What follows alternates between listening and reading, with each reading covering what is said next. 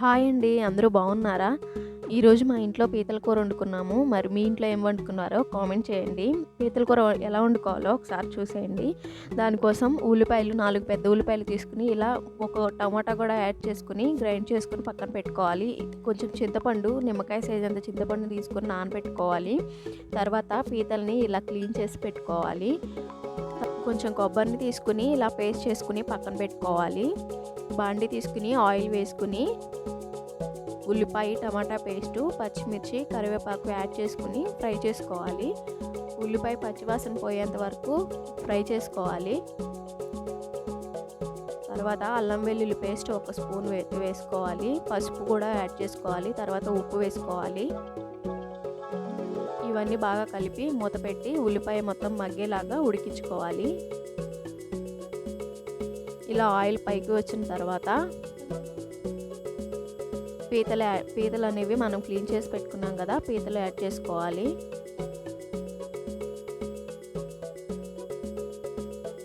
ఇలా పీతలన్నీ యాడ్ చేసుకున్న తర్వాత కారం వేసుకోవాలి. ఒకసారి కలిపి కొంచెం సాల్ట్ అనేది మీరు యాడ్ చేసుకోవచ్చు. అప్పుడు పీతలకు కూడా మంచిగా పడుతుంది ఉప్పు అనేది. తర్వాత మూత పెట్టి మగ్గించుకున్న తర్వాత కొంచెం సేపు వాటర్ అనేది యాడ్ చేసుకోవాలి.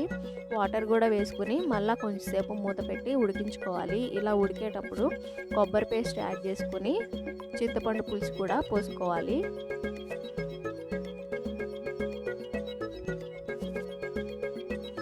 పోసుకుని కొంచెం వాటర్ కూడా వేసుకుని అడ్జస్ట్ చేసుకుని ధనియాల పొడి, గరం మసాలా యాడ్ చేసుకుని మూత పెట్టి ఉడికించుకోవాలి.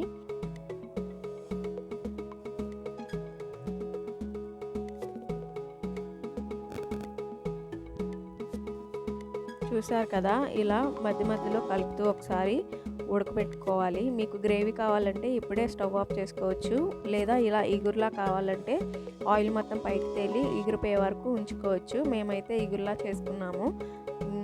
చాలా అంటే చాలా బాగుంటుంది. ఒకసారి ఇలా ట్రై చేసి చూడండి.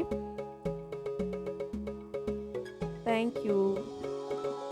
నా ఛానల్ని సబ్స్క్రైబ్ చేసుకోండి. ఇంకా ఇలాంటి వీడియోలు ఎన్నో మా ఛానల్లో వస్తూ ఉంటాయి. తప్పకుండా చూడండి, సబ్స్క్రైబ్ చేసుకోండి. Thank you.